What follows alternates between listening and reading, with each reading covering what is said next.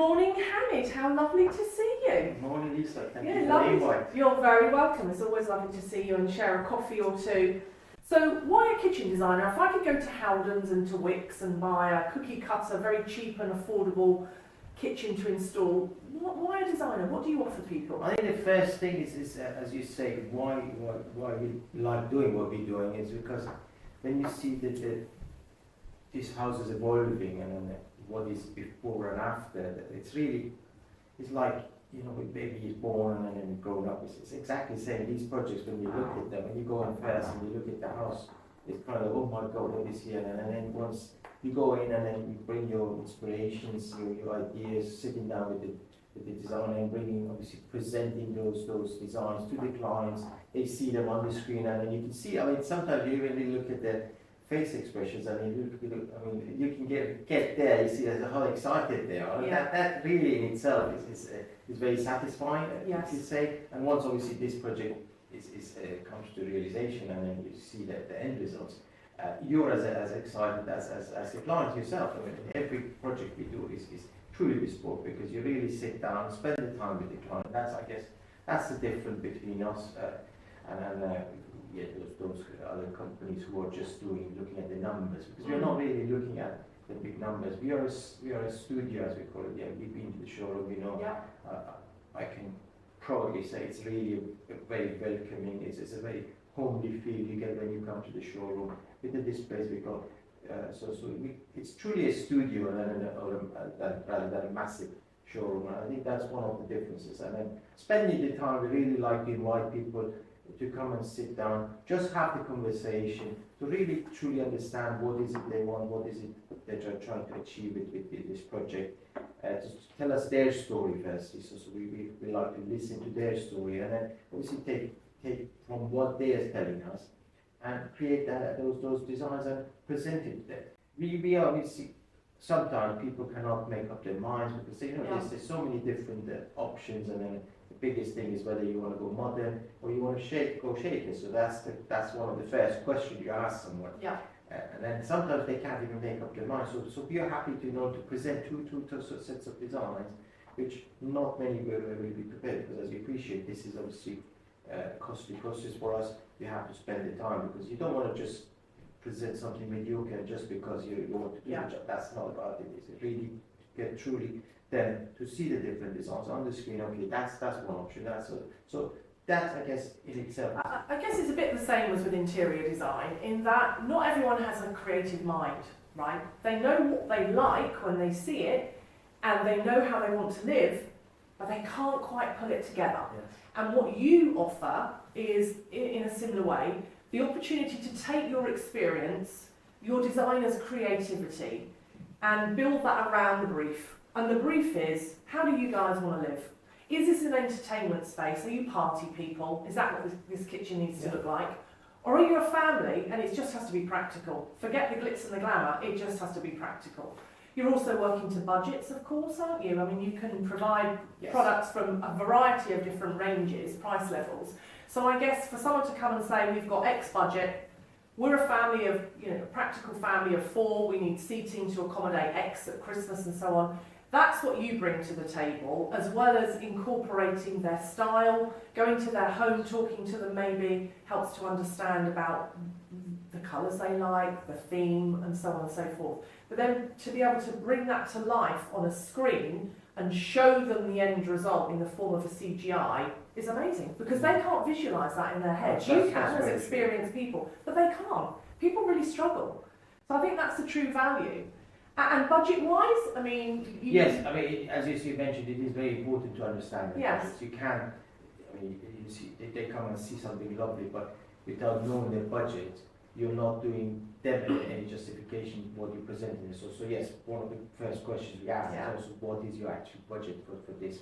Because they might be doing extensions, so they got a lot of other things to consider. So we need to really break it down to the kitchen and how much they can spend on the kitchen, and then we look at options within that budget. We as you rightly said, we've got a wide variety of range.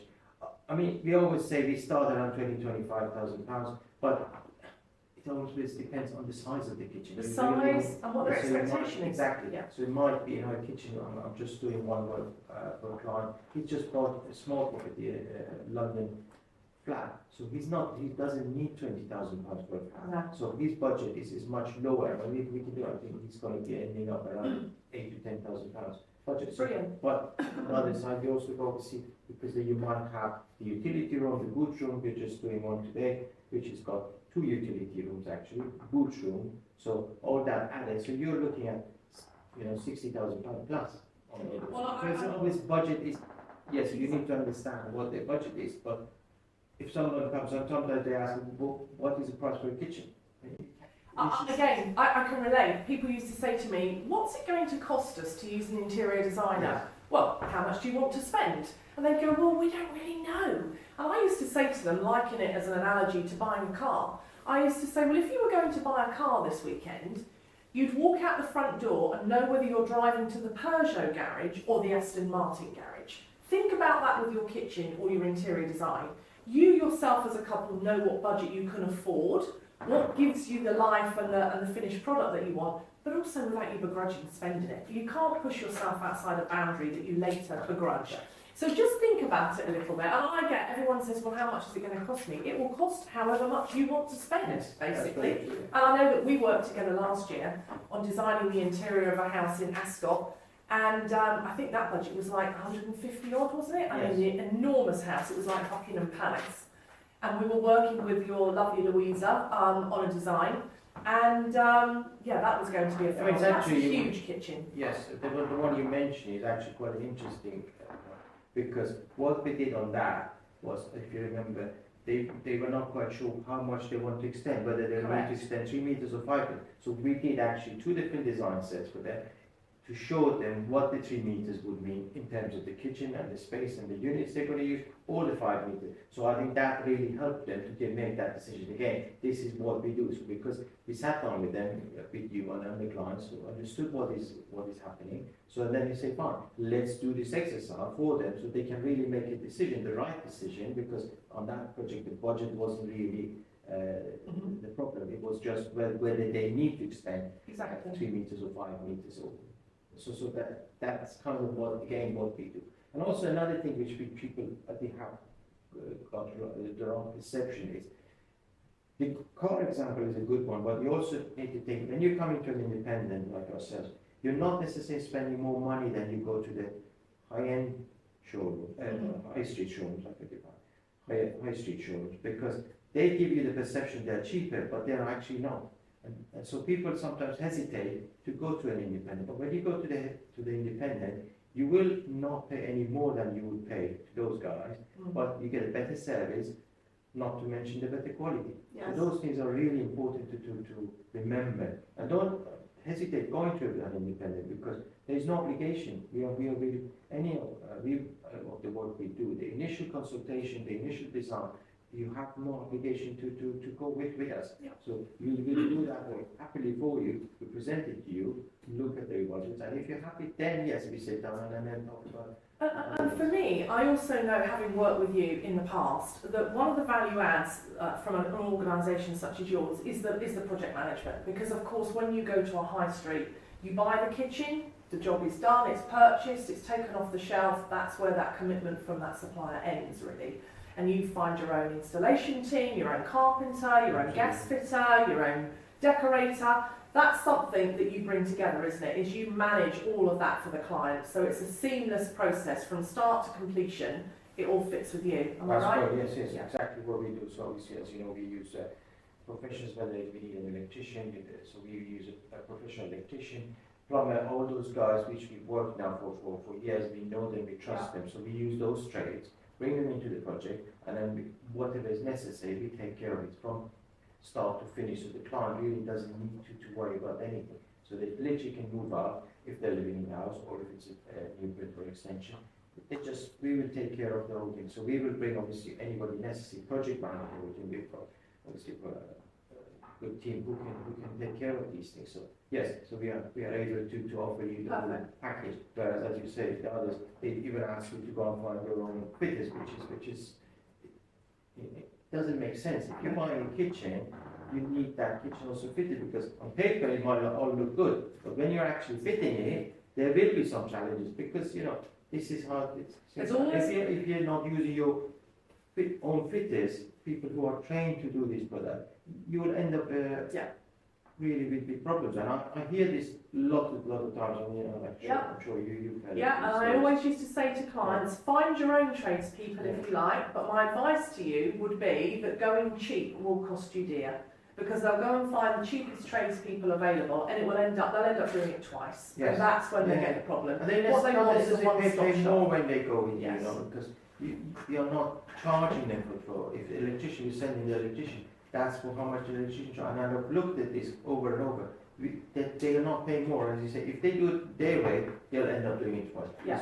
So obviously it's cost them more headache, stress, and all that as well. Okay. Now, in terms of, we talked about price, we've talked about your service, we've talked about the value add that you bring above other high street options. So just kind of moving towards bringing this probably to an end. In terms of the areas, where geographically I know you've got a lovely showroom in London as well. Where is your client base, and where would you look to? So we've to been work looking with? obviously the home counties, so the majority of business obviously Berkshire, Buckinghamshire, Surrey, Hampshire, and the southwest of London. We have gone further afield, but so we always kind of say yes when it's all around M25. We're happy to do that, because and it also depends on the size of the project. Whether you obviously, because if you're fitting that if you're doing supply only, obviously you can go as far as anywhere, because you're obviously not bound by boundaries. But if you're fitting it, you want to make sure obviously these fitters can go in the morning, come back in the afternoon, because obviously they get tired, they need to do a good job. So yes, so the home count is what we're looking at. Okay, and I'm going to put you on the spot here and ask a really random question. Why not? What's the biggest disaster you've seen in a kitchen, where you've arrived at a client's house perhaps and we've all been asked to pick up the pieces, where they've tried to do it themselves and you're brought in like the cavalry to try and fix it? What's the worst disaster that you've seen? The worst disaster we've seen, and then this was, we learned from it as well, it was trusting the client to say they're ready. Right. Because again, as you say, they don't know. They kind of rely on, let's say, the builder, and the builder say, "Oh yes, we're ready for the kitchen." And you get obviously say, "Okay, fine, you're there ready. Let's get started." So you go there, nothing is ready. The worst case was they hadn't even put the floorboards on. Right. Wow. So you were supposed to walk on the joists and fit the kitchen in that state. So that's so we've had, and we learned our lesson. We said, you know what, we are not going to trust anyone anymore. We will do a pre-check. Yeah. We will go there. We will make sure everything is ready before we even deliver the kitchen, because you don't want to send this high value product on a site where there is still a lot of work going on. They're going to start moving the units around, damage it, and then they come and, oh, this was damaged. So this is what we've learned and what we've seen. So for that reason, we're not going to basically.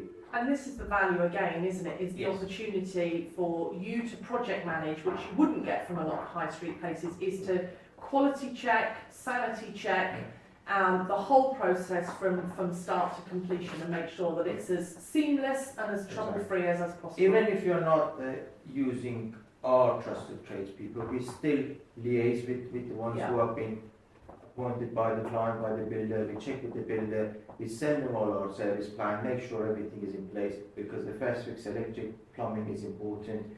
All those, we do those pre-checks on site. So as I said, when we go and make sure site is ready, even before that, we might have we always encourage builder, the trades people to have meetings on site and make sure that everything is in place, because the last thing you want to go fit the kitchen, there are no sockets for the fridge freezer, there's no connection for the dishwasher, or the pipe is in the wrong place. So those things really key. What we do, yes. And that's what we do. Okay, all right. Well, it's been a joy having you in here this morning. Thank you so much. I know your work really well, and I can't recommend you highly enough. And I'm sure many of the viewers will have an insight today as to the value of using an independent such as yourselves. So, Hamid Abdi from ALM Studios in Ascot, it's been a joy to have you as a guest, and thank you for taking the time. Thank you very much, it's been my pleasure, thank you. You're welcome.